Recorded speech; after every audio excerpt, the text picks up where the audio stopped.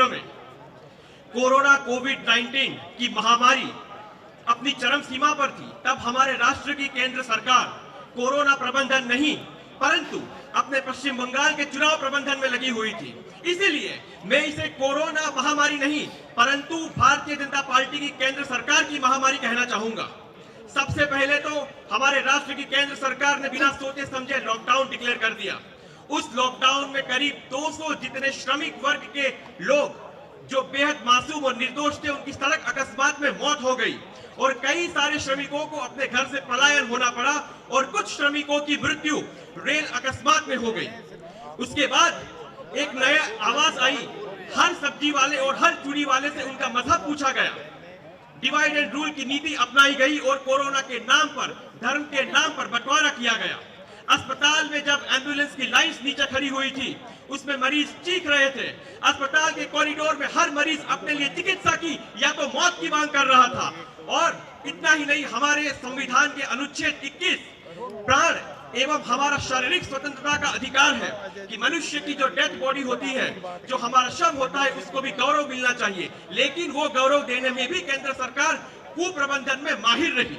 इतना ही नहीं, विश्व गुरु बनने के आडंबर में हमारी केंद्र सरकार ने करीब 6 करोड़ से भी ज्यादा वैक्सीन को फॉरेन कंट्रीज में भेज दिया और हमारे मुल्क को एक ऐसे अंधेरे में झोंक दिया जिससे आज तक हम निकलने में नामुमकिन हम एक साबित हुए कि हम उससे निकल ही नहीं पा रहे हैं। और एक खास बात टीकाकरण की, आज हमारे राष्ट्र में ये बात चल रही है कि 113 करोड़ जो टीके हैं वो लग चुके हैं, लेकिन उसमें से कई ज्यादा जो टीके हैं वो मृत व्यक्ति के नाम पर जो सर्टिफिकेट है वो इश्यू कर दिए गए हैं। इतना ही नहीं, मैं प्रबंधन की बात करना चाहूंगा।